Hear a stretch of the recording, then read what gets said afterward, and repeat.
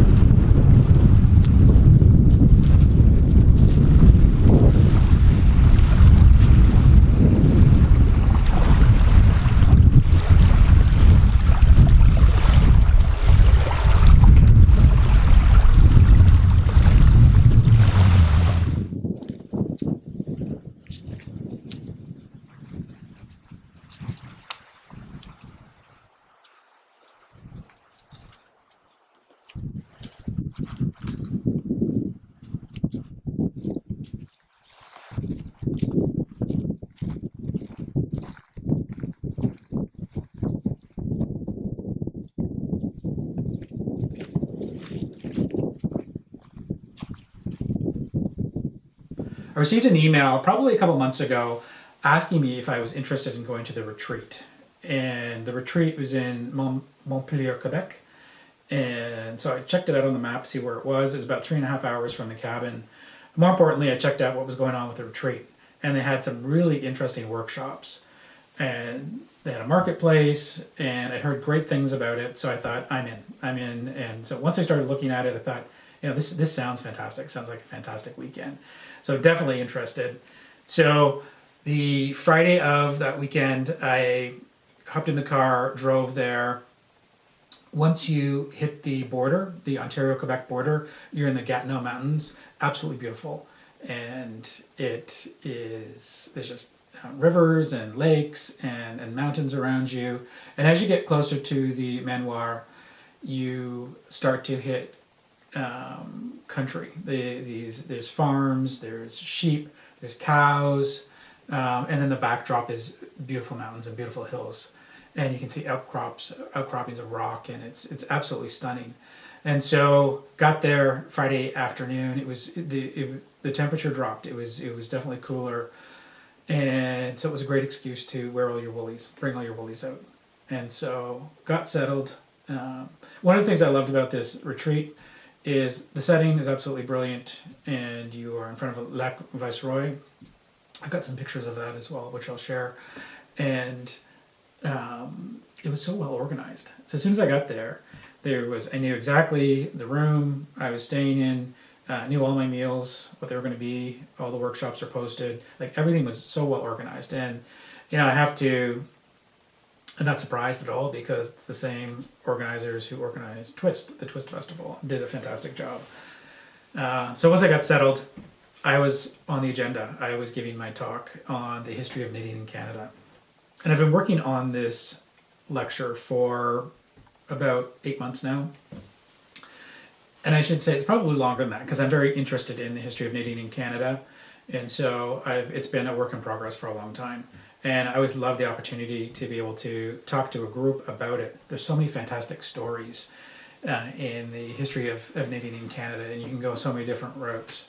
So what I wanted to do with this group was start at the very beginning, where knitting began, and then follow that migration into Europe. Europe is really important to cover, because the settlers that came over from Europe in Canada were from France and Britain, Scotland, Ireland. So I wanted to talk about the sheep that were brought over, and the knitting skills that were brought over as well.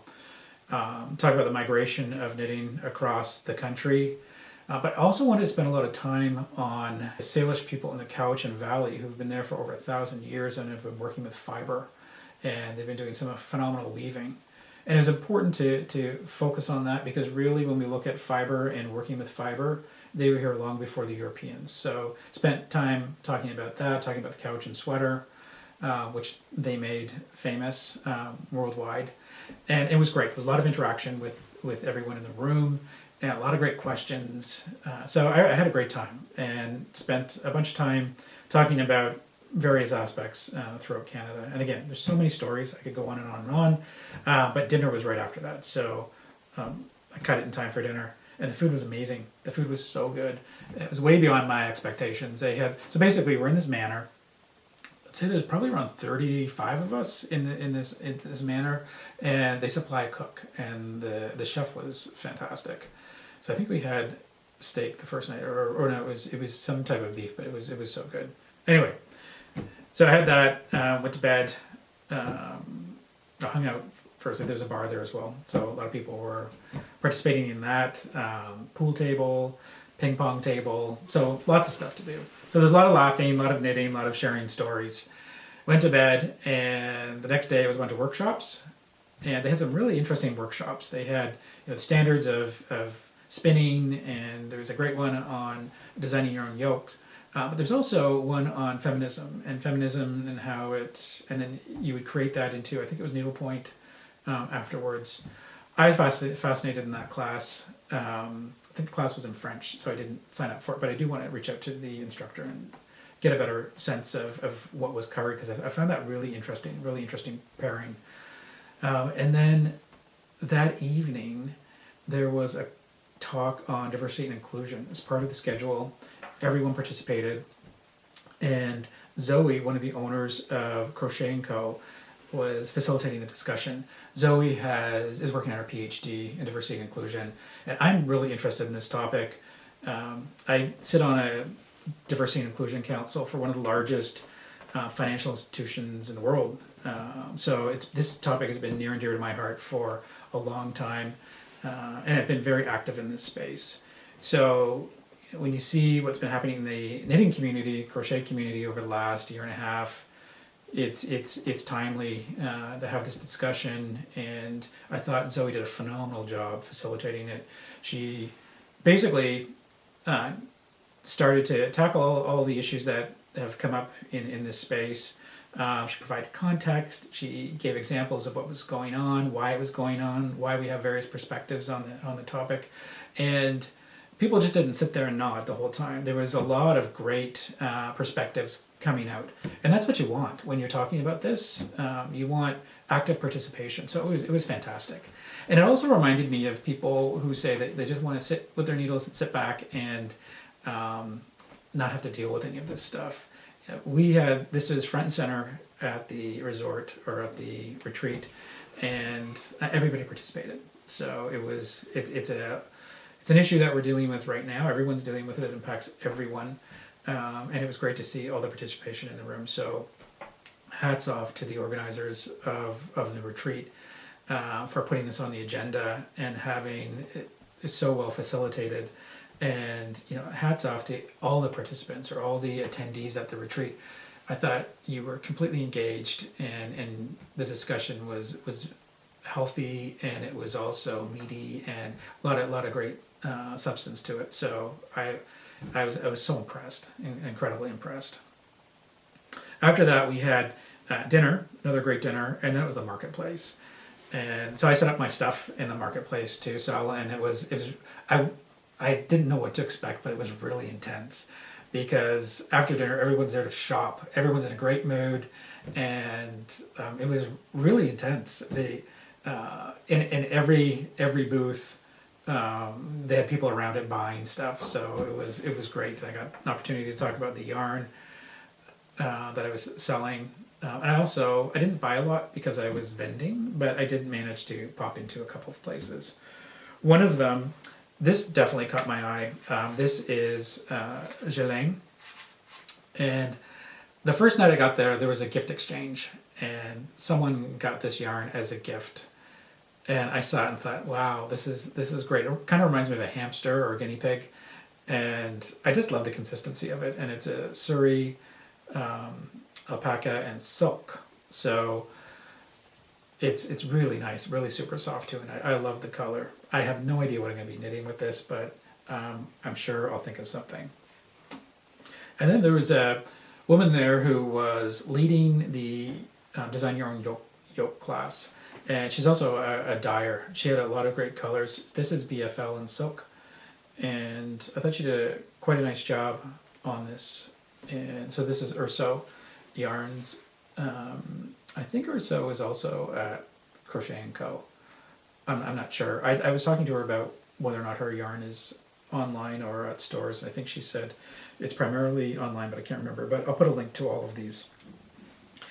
And then someone came up to me and said, oh, you have to come over here and stick your hand in the yarn.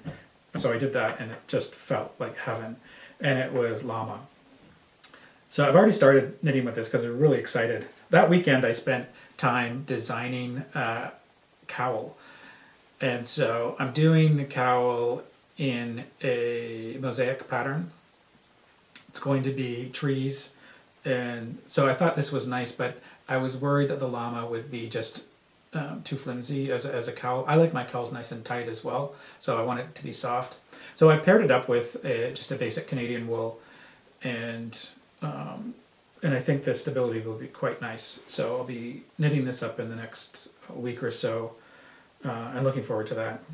But it was quite nice. And this is from Je Tricote and Tu Tricot. Basically, I knit, you knit.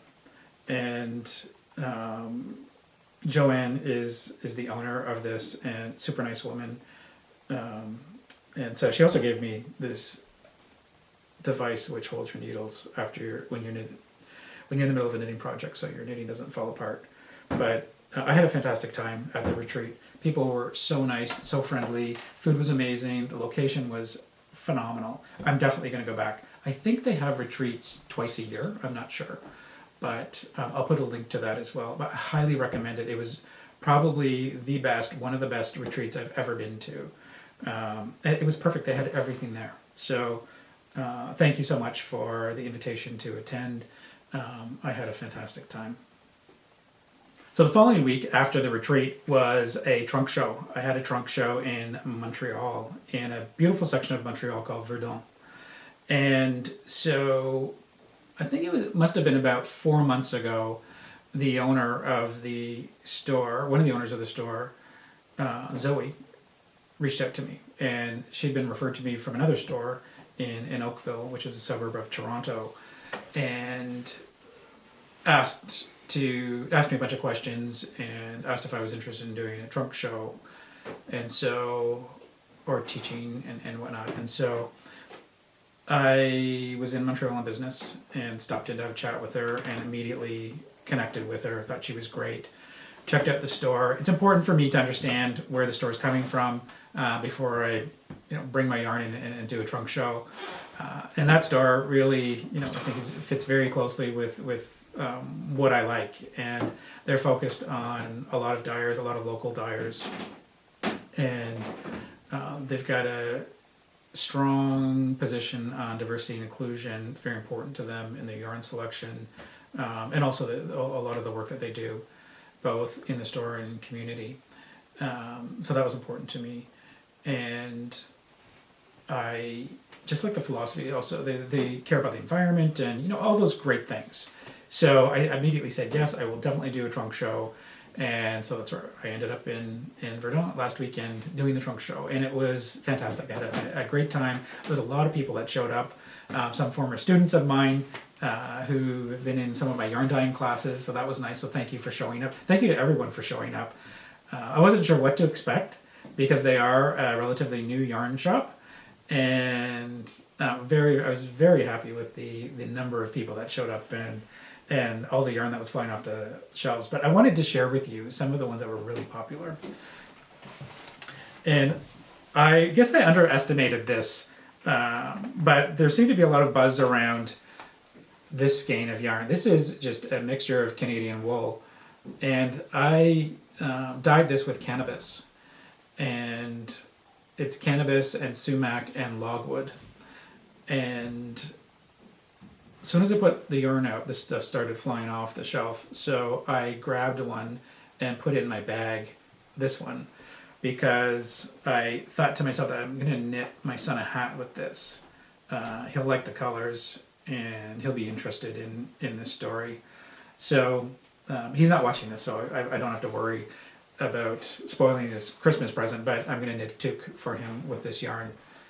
And then there are a couple others that got a lot of attention. I will say that this is sumac, and it's actually, the wool is BFL and silk. And this was probably the most touched skein there. People seem to like the combination of the sumac and the Brazil wood. There was a lot of that was purchased. One of the things I ask at yarn shops is, what is your yarn? What do people buy in your yarn shop? Are they buying DK or lace weight or worsted weight? And it was they bought a bit of everything. So another one that was popular was the merino and alpaca 2-ply. And this is indigo, and this one is Brazil wood. And they seem very, I don't know, I think of babies when I look at this, and very soft colors. So people were buying sweater quantities of this. And it's a nice yarn. It's got a nice halo to it as well. And then this is sock yarn, and it's BFL and nylon. And one of the owners, Zoe, is knitted up, or she was knitting a sock with it. And so I'll have a better sense of what it looks like as a sock yarn. I saw a sample of it and I was pleased with it. I think it looks nice. So this is indigo and Brazil wood and marigold.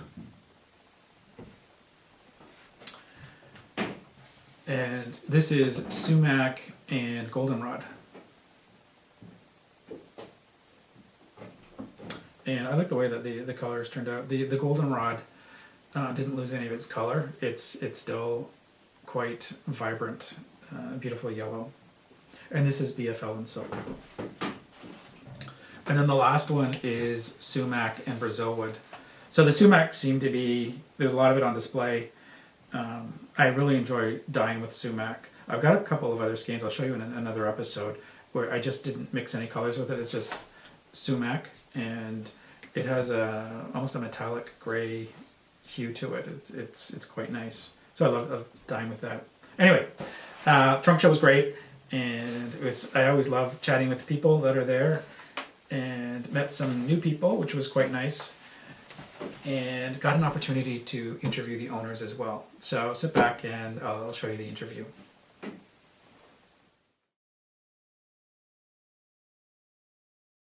Winter's almost here and it's a gorgeous day, and I am in Verdun, Quebec, in Montreal, in a trendy area on Wellington Street. And I'm going to check out a new yarn shop called Crochet Co.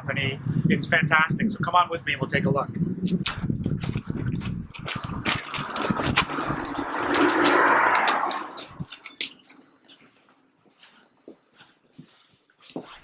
This will be in the We're at Crochet Co. And I'm here with the owners, and I'm going to ask you to introduce each other. Okay. Who starts first? You start first. Okay, so this is Marie-Ève. Marie-Ève is a career engineer, so she works for a big firm here in Montreal, and she is the CFO, so she's in charge of all the finances here and tells me when to stop buying yarn because I like to spend my money, or well, the business money, and also her money, but that's irrelevant for now. And this is Zoe. This is the co-founder and CEO of Crochet Co. And she's all the creative and talent, and she knits and crochets, and she started spinning, and she does everything, and she just has a vision, and that's what you see is all her. So, exactly. Yeah. And just a special note, Mahi and I got married this fall, so we are a proud business-owned, lesbian-owned business. And this is Kimchi, the drama dog, so she will be in and out of the shots most likely. Fantastic. And I've noticed a gray hue in your sweater to go along with Kimchi in your gray sweater. Was that planned? No. Kimchi. Oh, you want to go down? Okay. Bye. So I've got so many questions for you. This is a fantastic yarn shop. Thank you. And there's just so much choice. So I've got, the first question I have for you is, why a yarn shop? I was actually doing my PhD beforehand, and I had started crocheting about 5 years ago. Yeah, well, 4 years ago, to help with my anxiety and my panic attacks, and it kind of became an obsession until the point that I was like, okay, I'm teaching, I'm making things, what's the next step? And then the yarn shop came up, mostly because I wasn't happy with where I was going with my PhD. I had a burnout, so it was just a logical next step to open a store. Oh, fantastic. Yeah. And where did the name come from? So Bunny and I, well, did you want to explain it? Or? Yes, so when we decided to have a yarn store, we were looking at what other names, like the other yarn stores in the region, in Montreal, or like in the Ottawa region, or in Quebec City, like what other names people had. Most of them had a wordplay with either knit or tricot in French, and every focus is really on knitting. Or yarn. Yarn, word plays. Yeah. So we wanted something different, and since Zoe started with crochet at first, it made sense to have a name that had more crochet in it, and then with the co, it's just to have, it's not only crochet, it's all the other fiber arts that we can have. And how long have you been in this space? Since September 20th. So what day are we today? The 17th? 2 months. So 2 months now. We've been open since June 1st. So we kind of were hoping to open earlier in the spring, but it ended up being June 1st, and we were both a little afraid to see what would happen. It's the beginning of the slow season. However, we realized that knitters knit all the time. And yes. so we started up with 125 square feet. Yeah, so we had a teeny weeny store, and it pretty much everything on this wall was jam packed in 125 square feet plus other things, and we were amazed at how many people would come in every single week to buy yarn. And since we moved here, well, it's just grown super fast. And so when you think about Montreal, why did you pick this spot? What was it about this area that drew you? Yeah, well, we moved to Montreal 5 years ago, and we ended up in Verdun here, and we just love this neighborhood. It's it's so vibrant. The shops are really interesting and diverse, and it looked like there was a great community, and everybody were buying local. There's a big artistic community here, and there's also, it's very focused on made local, anything that's a green effort or environmentally friendly.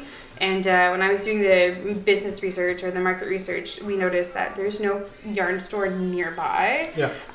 There is one, but on Google Maps, if you drew a straight line, it's about 3 kilometers, but to get there, it's 2 subways plus a 20-minute bus ride or 25-minute walk. So there's nothing nearby, and so to us it was logical to open a store here, especially because there is nothing here. There's a great feel to this area as well, and even and you mentioned the green aspect to it. We were in the liquor store, the SAQ, yesterday, and asked for a bag, and no, you can buy one for $6, but you're not getting a bag. Verdun doesn't do bags, doesn't do bottled water anymore. There are a lot of places that have a no bottled water zone, so there's a lot of green efforts here, a lot of zero waste grocery stores and bulk grocery stores also. So And so for people that aren't familiar with Montreal, how many yarn stores are there around this area?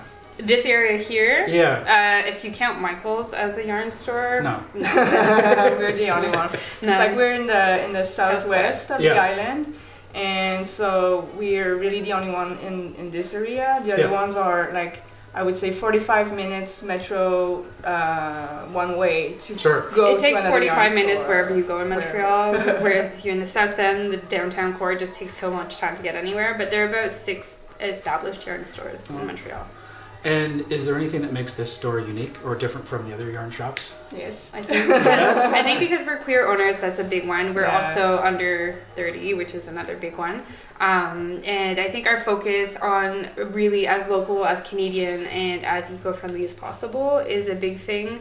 Plus, we had to kind of go out of our way to find yarns that weren't in other shops and to kind of bring a new breath of fresh air to the knitting scene here, and so I think that's really made us stand out a lot from the other stores. Great.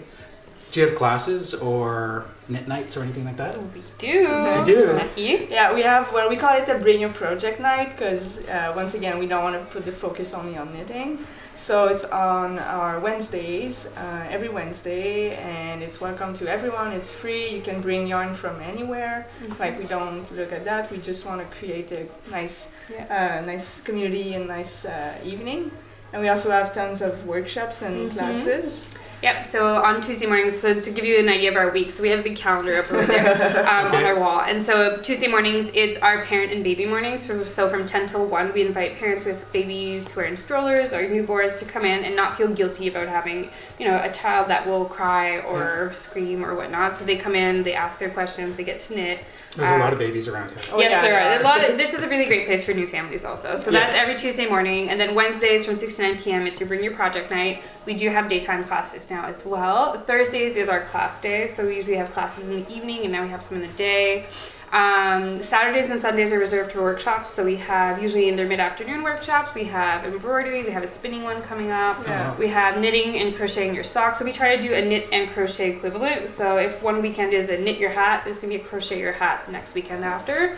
Then we have the trunk show with you, which is really fun. And then the last Friday of every month is our queer craft night. So every Friday night, well, every last Friday night, we invite people to come in from the community. It's a safe space, and so it's just a really nice time to be together.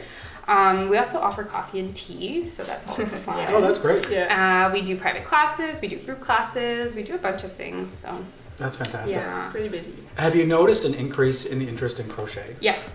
So I started crocheting. I started giving crochet classes 2 years ago at the old store we were at. And I wasn't expecting much. There's a local knit night that was happening every Monday night, and it seemed popular enough. And I was like, okay, I'm gonna just try crochet. And we put like a little Facebook ad with the store, and I had a full class. We cap at 10. I had 10 students, and I gave that class 4 times, and always 10 students each time. That's awesome. Yeah. And so there is a lot of crocheters. It's just, it's been poo-pooed a lot in the knitting groups. I get poo-pooed when I plug my crochet when I go to knitting groups. So for us, the Crochet Co is really important to kind of have all the other kind of fiber arts included. And so I get stopped. You're like, oh my God, you're the crochet store owner. I was like, oh, yeah. Do you guys knit at all? I was like, yeah, we do, but we crochet also. So for us, it's really important to kind of have that inclusivity aspect of it. That's awesome. Yeah. Do you do any type of community outreach? And what I mean by that is, like, do you work with festivals or any other groups? So Mahi, unfortunately, is very busy. Yeah. Being. She works a lot. So she's behind the scenes most of the times, and she's my cheerleader. Due to my research and my studies for my PhD, I reached out to the Twist Festival and kind of like the business owners in the Quebec region to see if like having an inclusivity talk, seeing what it's like as business owners with everything that's been going on the past year, what can we do to be more inclusive and more diverse.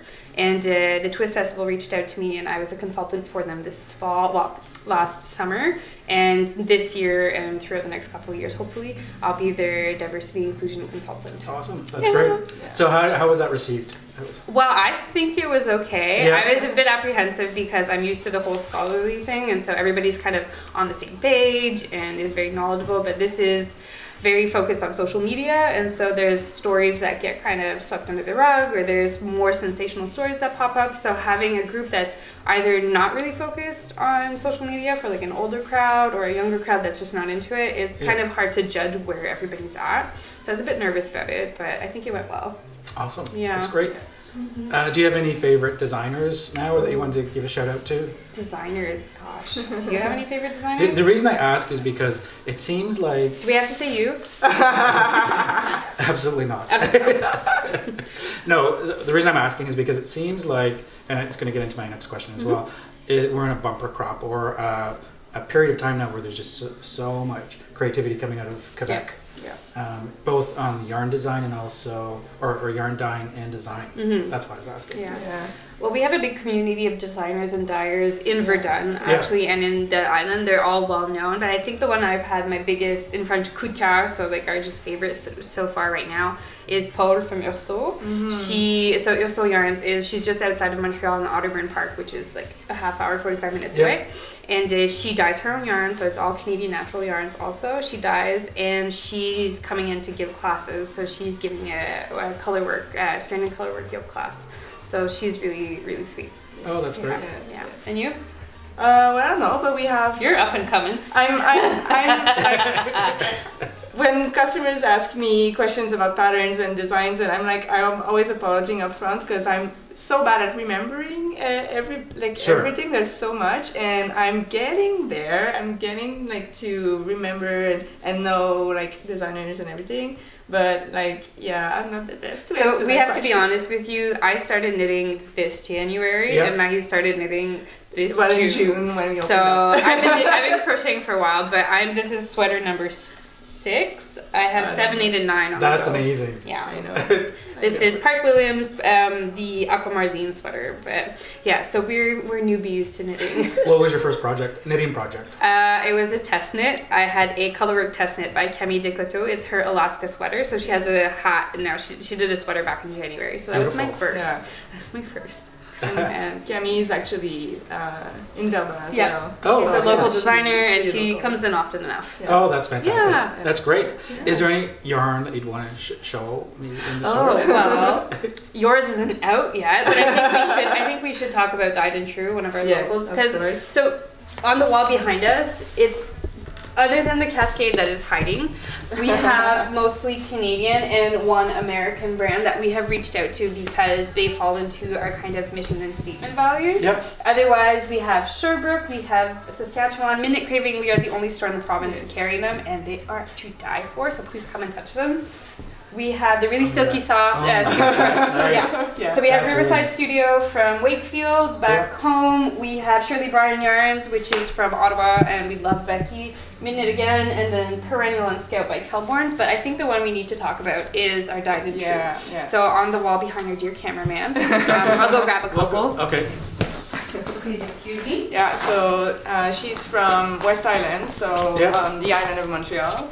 So Is it on the island? It is on the island, but it's I don't know not geography. part of the city of Montreal, but it's on the island. Yep. And so she's our most local dyer that we Yeah. have. We have 4 of her bases right now. I have 2 in the basket. Yeah, so we have a silk and mohair, and we have a merino single ply. which is the rest of the basket. Yeah. We have a sock base, so merino nylon, and we have a DK 100% merino. Yeah. And we're working on other bases that she's gonna dye for us.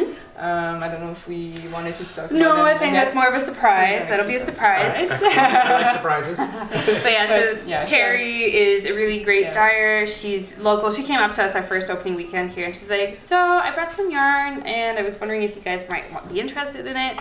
And we took it all. yeah, we took it all. I have a thing for really neon colors. It usually matches my hair. And I recently made a Love Note sweater by Tin Can Knits with her sock deluxe base and her mohair. And this is the well, actually it inspired the current color. True, the yarn inspired the hair. Right here, these have all been hair colors. So you might see me. Even This one? yeah. Yeah. Oh wow. I've had them all. That's awesome. I've had them all. But yeah, so we really love Dyed and True, and she has one other store that sometimes carries her bases, but we've been pretty happy with the success, and we are really excited to see more, and we're really excited to have maybe perhaps yours in store. That'd be great. And then do you have anything you want to shout out? Or many? Oh, we do have lots of Ilimani. And we just have we started to carry Richard de Vries. Yep. Yes.